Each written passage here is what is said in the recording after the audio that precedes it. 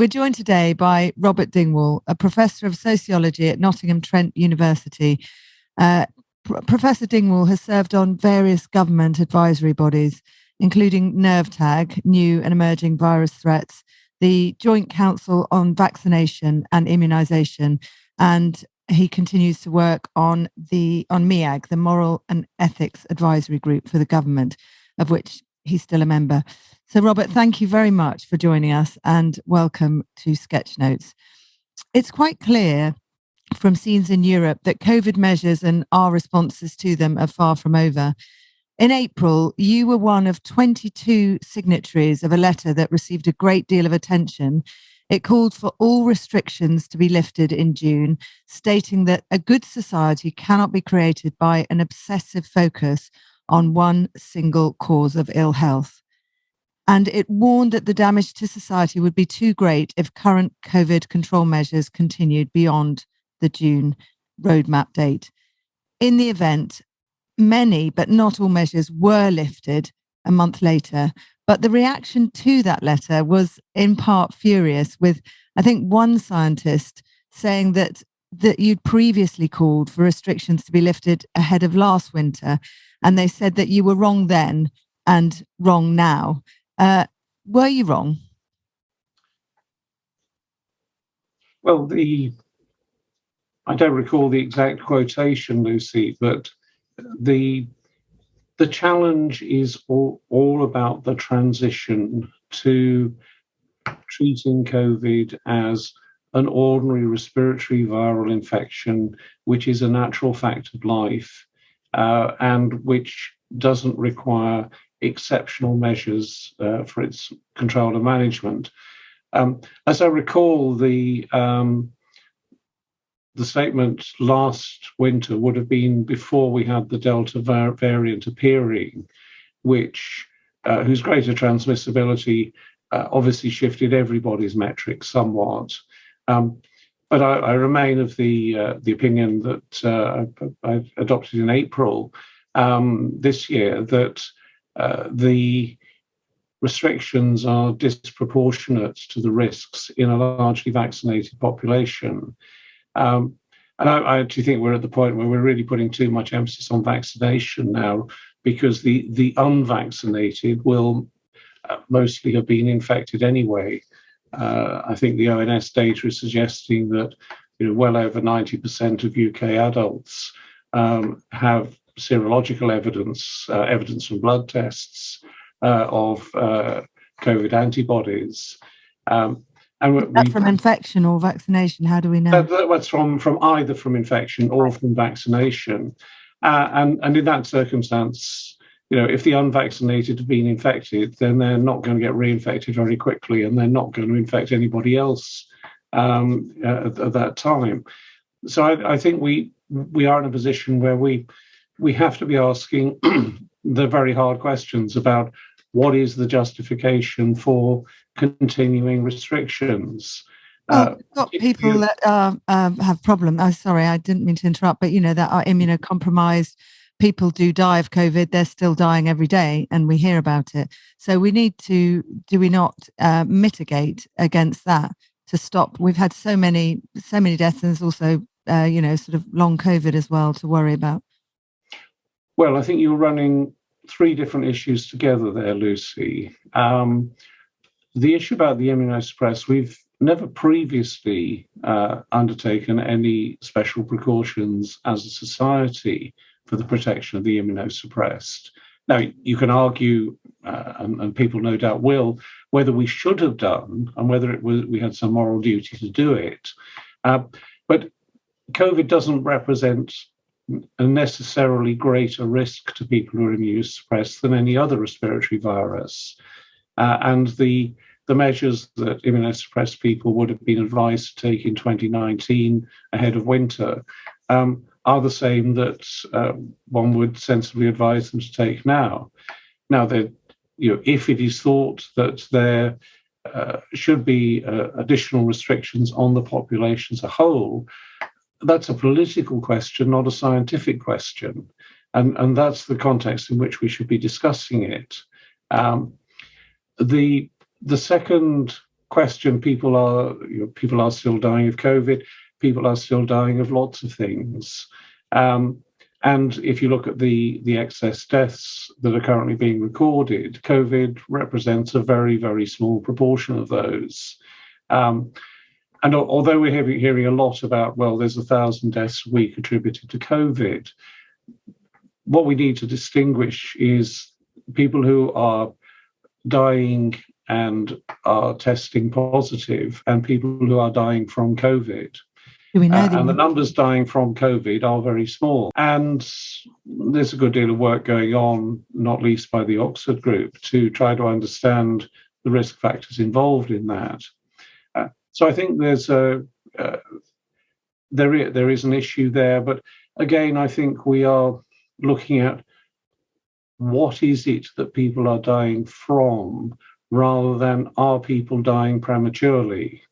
And I think that's a very important question to disentangle and to understand better. Now, the third part of your question, Lucy, was about long COVID.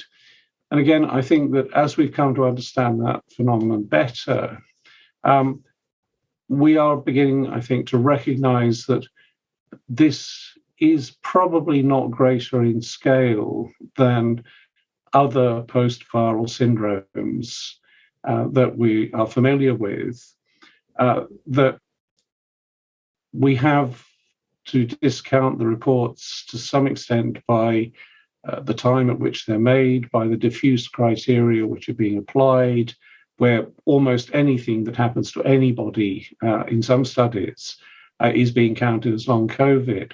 And again, to do the work to distinguish the relatively small and specific group of people who are suffering consequences that are causally linked to COVID infection. And I've no doubt that such a syndrome exists and that it will become more tightly defined.